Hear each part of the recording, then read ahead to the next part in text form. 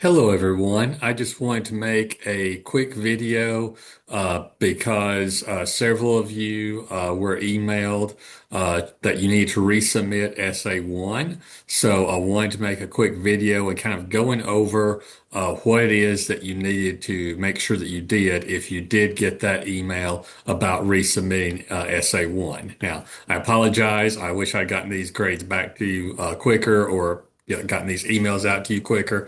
I had an illness, and then my son had an illness, so I'm just now catching up with the grades. So I apologize for that. But I did want to kind of go over this so that it could help you resubmit these, and then also get SA1 submitted correctly or SA2 submitted correctly the first time. And also do note that I have extended your SA2 due date as well. Here is what I wanted to go over. First, let me bring up the assignment sheet and then go over that with you about and a sample assignment that I've made. But just looking, let me share my screen with you.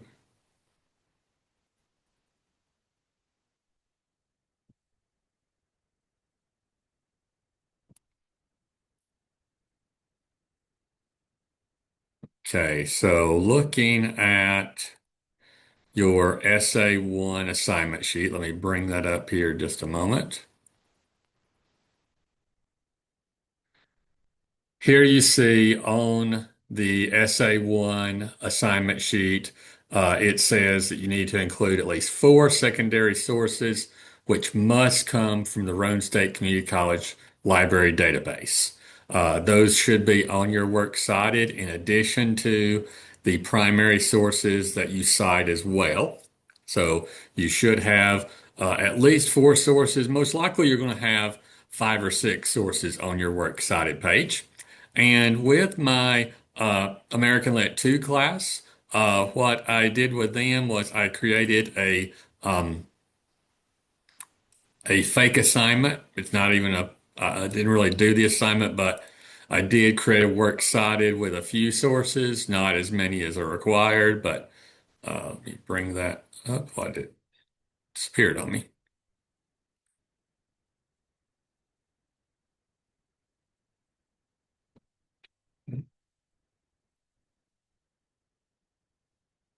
Sorry, my flash drive disappeared. So let me bring up what I did for. So you'll see here, this is kind of what a essay should look like with the header and heading all there. You would start your essay right there after the title. But what I wanted to show you was down here at the works cited page. So here on page 5, let's say that you ended your essay right here. Then you would go and hit insert page break, and then you would create your works cited here. Now, this is not a full works cited for your assignment. It only has two secondary sources and then two primary sources on it. But your primary sources from our textbook should all look something similar to this. Uh, this is an example from your textbook. It's from volume E because this was American Lit 2 class, but yours should be volume A or B there, where that one is E, and then it should have a different author and title, but it should look otherwise very similar to this one right here with the author first. So if you're writing about Washington Irving, it should be Irving, comma, Washington, period, and then have like the Legend of Sleepy Hollow right behind it. And then everything else should be similar, except it would be volume B instead of volume E, and it would have the responding page numbers. Now, you should also have four sources from the Roane State Community College databases. And that's what this right here is an example of, as well as this one right here. These are two sample sources from our library. Hopefully you've done this in 1020. Let me bring up the library's website.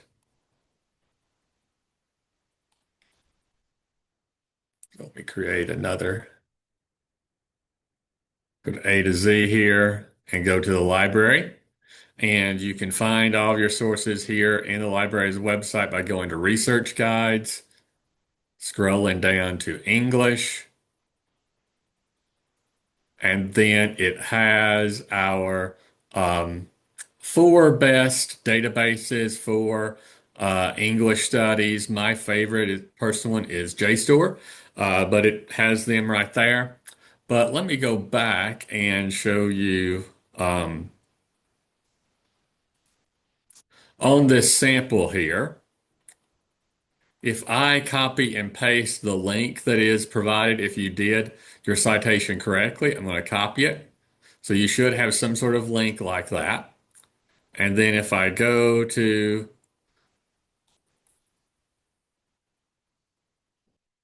and I create a tab here and put that link into my browser, I should be able to find the source.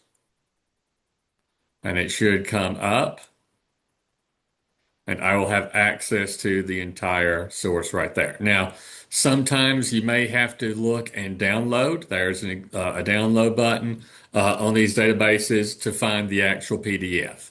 JSTOR, you don't, it shows it automatically, but some of the other databases you will need to download and get the PDF to get your page numbers. And that's what you put in the in-text citation. So I should be able, if I see your work cited, I can pull it up. And then if I see the in-text citation and you have that it is on page 34, I then should be able to scroll down here and find page 34, which is right here. And your quote should be somewhere on that page. So I need you to do that for all of your sources. If that link that you have doesn't work, I should at the very least, let me bring back our document here. If the link doesn't work, and I've had a few that didn't work, I should, if not able to do that, I should be able to copy the author and the title and the container, their Obsidian. I'll copy that, and then I will go into our library's webpage, and I can either put that into JSTOR or in some cases, sorry, I'm not that great at using two screens. I can put it here into one search,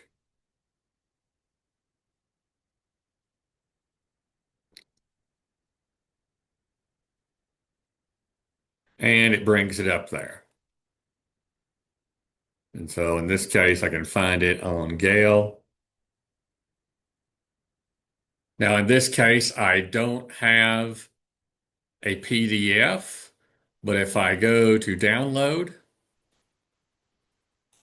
and see it there, I have it here, but I still don't have the PDF in that one. Let me see. The example I had was from JSTOR. And so and that's one thing, why I like JSTOR so much. If I go to JSTOR, see my example here, I use JSTOR. I didn't use the Gale version. And so if I go to JSTOR,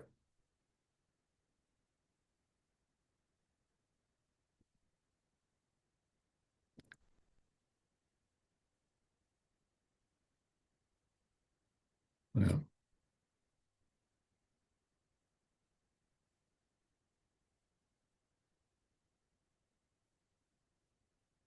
and I put the link into it,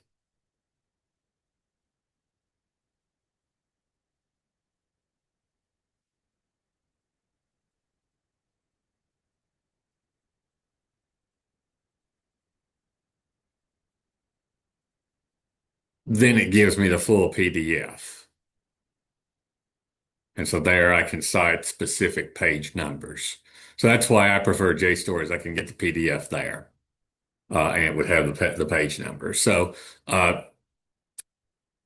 Make sure that you have it where I can get to your source with either the link or by putting it into OneSearch or into JSTOR and find the source that way, just like I did in the example there. And then you will need to have parenthetical citations that would have the page number, or if you don't have a page number, a paragraph number. So if you had Taylor and 50 in a parentheses, I would look for this is source Taylor. I would look through for page 50. And if you don't uh, have anything but just Taylor 50, I would look for page 50. If you do have to do it by paragraph number, and you'll have to count it out, you would have Taylor PARA period 50 there. So if you don't have a PDF, you will need to give me the paragraph number of where you found your quote.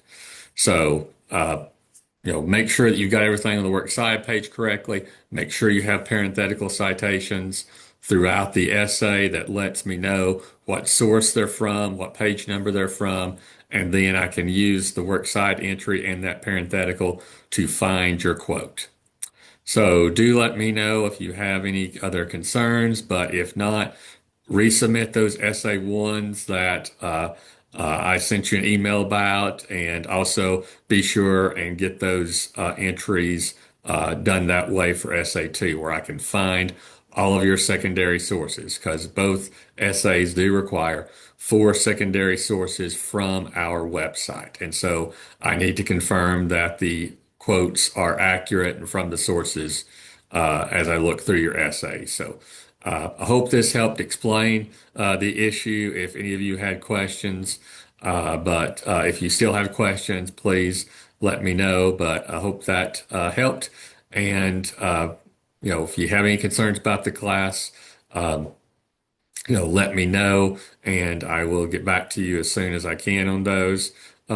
Also, when you get your grade, do look and make sure that you have a Word document, because that's where I put the feedback.